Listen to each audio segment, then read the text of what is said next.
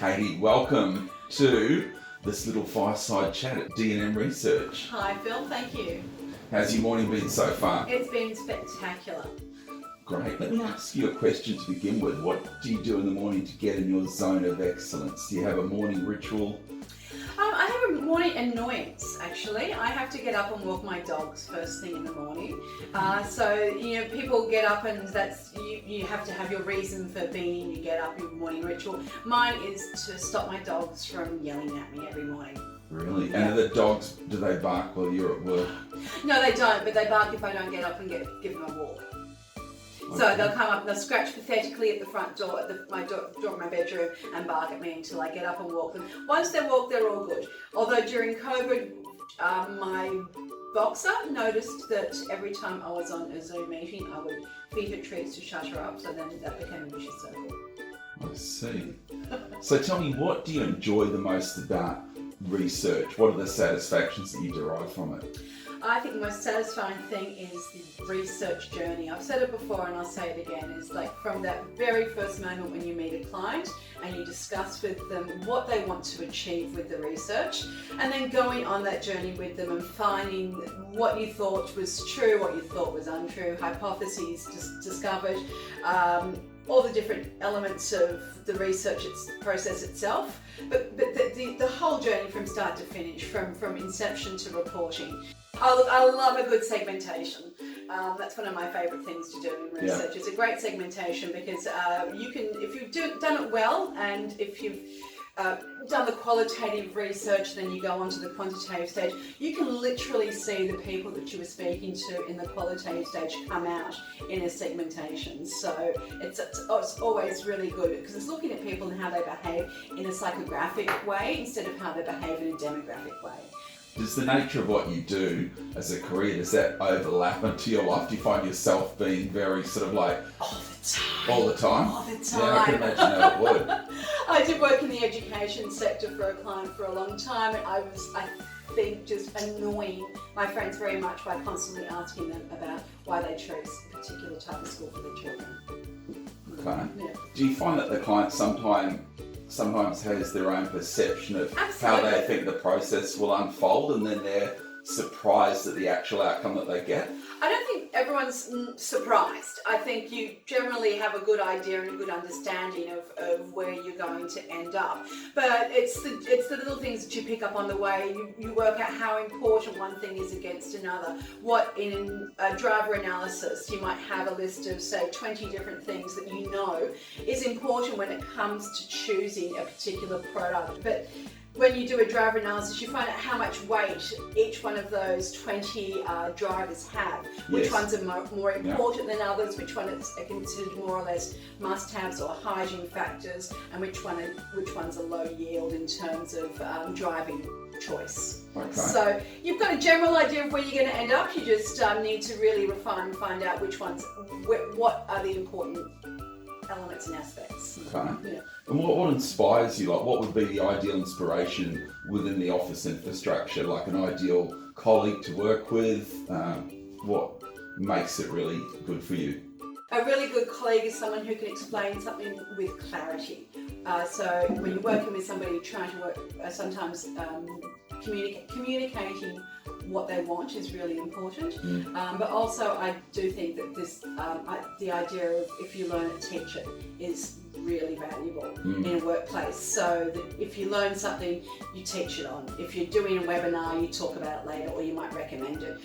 We recently did a refresher course in web community creators, so we had 3 of us sitting on that little refresher course. One person probably could have done it, but I felt it was a really good idea for all 3 of us to do, because all 3 of us use that platform. Okay. And how important is it when you brief a client, or when you're getting information from a client, that the client fully grasps what you're now going to go away and produce for them?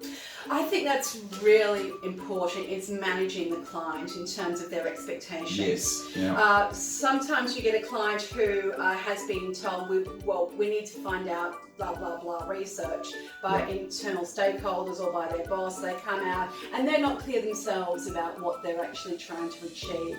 So it's really important that you're always on the same page with your client in terms of one, what direction they're going to take. Two, how they're going to use that research at the end of the day. Is this going to be something they're going to attach to their business strategy?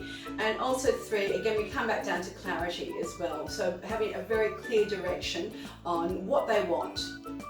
Okay. If you could solve one industry problem, what do you think it would be? I think our industry just suffers from being a little bit too daggy at times and not promoting itself more. Whenever anybody asks me what do I do and I say I work in market research, the inevitable question is, oh, so do you ring me up and try to do a survey with me during dinner time? And that's not what we do. That is a part of what we do. We have the conversations with people, or we go online and we have a different type of conversation, but it's still a conversation. That's what we do.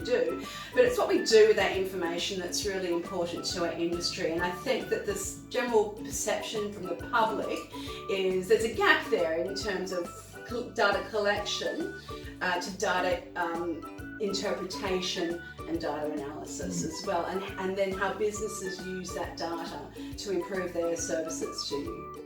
Okay. Tell me also, what is your secret work skill? I've been told my secret work skill is my phone voice. So apparently I have a very, very nice phone demeanour and a very professional phone voice. So if we are stuck in a situation where we can't get people to answer online surveys, and sometimes we're talking about corner office CEOs and CFOs to do some surveys, then they'll get me to get on the phone and try and charm them into doing the survey for us. And you're quite successful at doing that by the sounds of things. I think I am. Excellent. Excellent. And what about your proudest work moment, Katie? What would that be? I think most recently my proudest work moment was I had done a large piece of research for a particular brand, and it was looking at how they interact with this brand online. So we had a look at different age groups and different sub-segments of this brand's customer base, and we found that the biggest customer base itself was not represented in an online presence. So this particular client works in the creative space, so when I made the report I wanted it to be very visually stimulating with a lot of visual cues and signals throughout the report. And then we landed on a page that I deliberately left blank. So I could literally see my clients who've walked through a presentation with strong visuals, and this blank page to signify that this particular target audience was invisible, literally invisible so online. So you hit them with the big pattern interrupt. Yes, that's right. Yes. And you could see their faces, and it was the wow moment for them, that they are not engaging with this very important customer segment online. And how satisfying was that? To see the reaction? It was really satisfying. It was. As well, as I'm talking to you, I've got in my mind the looks on their faces that here is this large segment, their target segment, and online they're invisible to them. So it was really impactful. Fantastic. Katie, thanks so much for talking with us. Oh, it's been a pleasure, Phil. Thank you very much. Appreciate it very much.